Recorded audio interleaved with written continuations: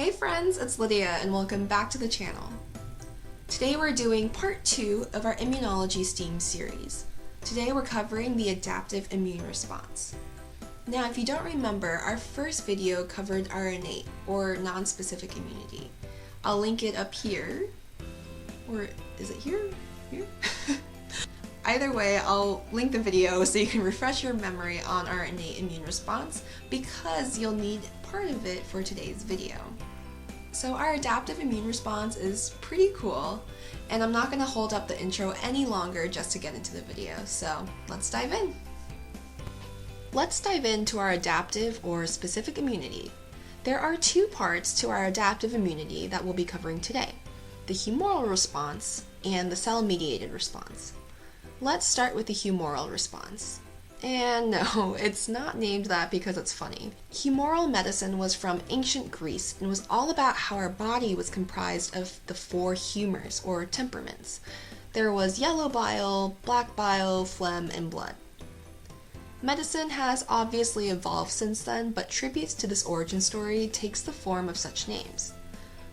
So, when we think about the humoral immune response, let's think about it as responding to foreign invaders when they're floating around our body, but not yet making their way into cells. How does our body do that? Well, let's introduce the B cell.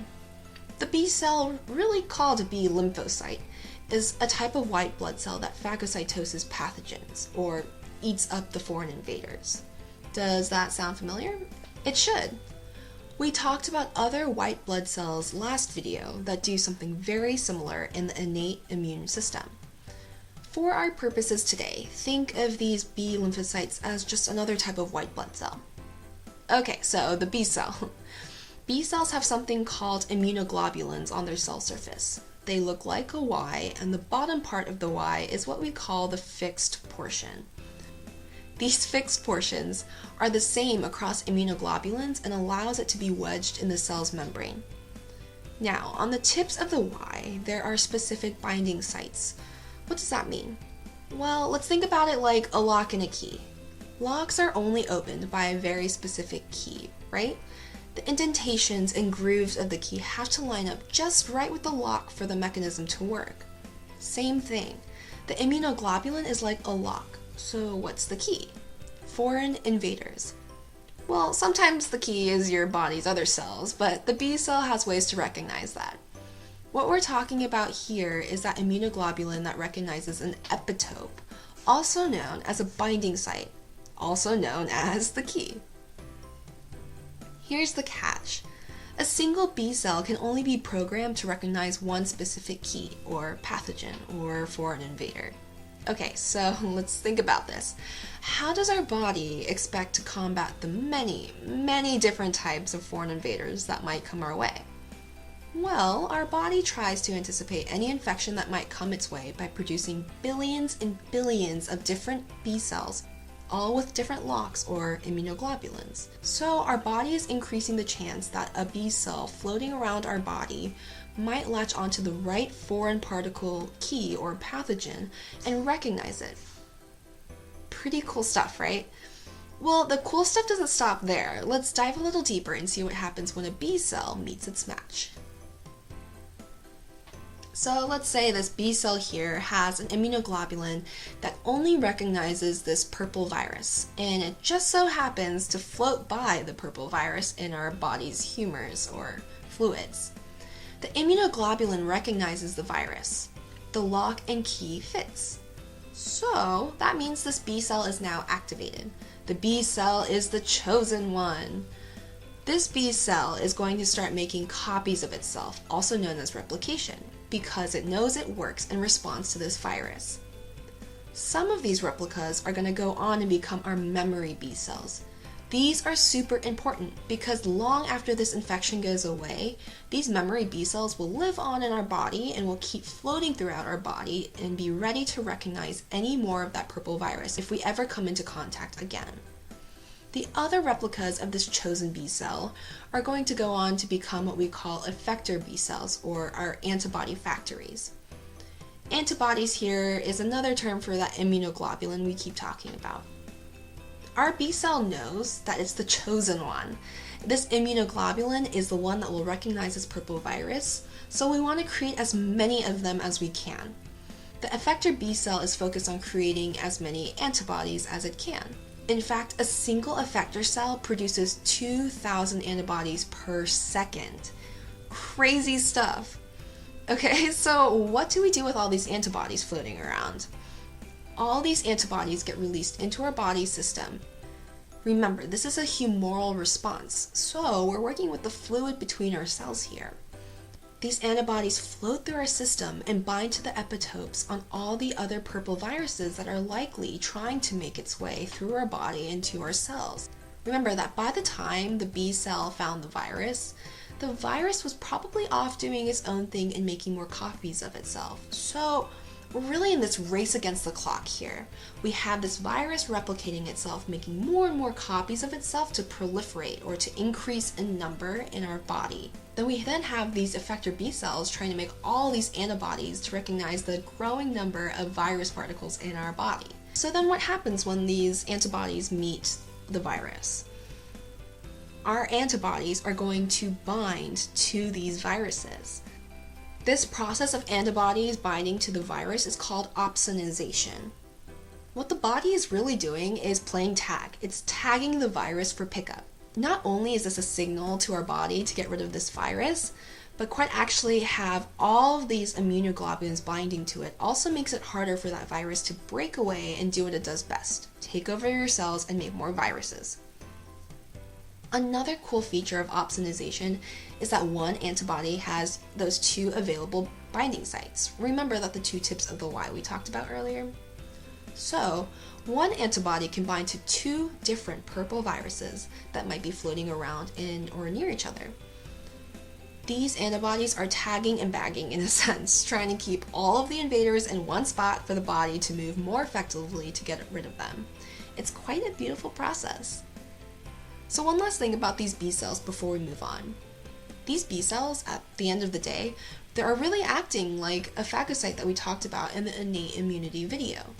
These B cells can engulf or bring a virus into the cell, cut the virus into smaller bits, then attach these smaller bits, remember those peptide chains that we talked about, onto MHC2 proteins that present them back to the cell surface. I told you these MHC2 proteins would come back. Also remember that this is a cell-specific response, right? In innate immunity, the phagocytes would just engulf whatever foreign invader that came its way. Didn't matter if it was a purple virus, a red bacteria, didn't really matter. It would just engulf it and do its thing. However, this B cell here, it can only engulf that pathogen that has the ability to recognize that specific virus thanks to that immunoglobulin's variable site. To summarize, we're talking about the adaptive immune system in two parts. We just covered the first part, the humoral response. The humoral response can be thought of as what your B cells do. They use their specific immunoglobulins to recognize specific invaders, make copies of the B cell itself for your body to remember later, while also making copies of the immunoglobulin itself, also known as the antibody. This will go out and tag the viruses for pickup. So now let's talk about the second part of the adaptive or specific immune response. This is the cell-mediated response. While the humoral response was for the virus floating around in the body's fluids, the cell-mediated response is for when the pathogen has already infiltrated the cell. So we need to introduce another type of lymphocyte, the T cell. Remember, lymphocyte is just yet another type of white blood cell. There are two types of T lymphocytes to talk about today, the helper T cell and the cytotoxic T cell. Let's talk about the helper T cell first. These are another one of our alarms in the immune system. Remember how we talked about those MHC2 complexes last video and earlier in this video? Well, finally we get to see why they're needed. The helper T cell has receptors or prongs on its cell surface that specifically recognize that MHC2 complex protein. Let's say this helper T cell is new to the job, okay? It just got produced by our body, it's been released into the body with all the training manuals it needs to fulfill its job.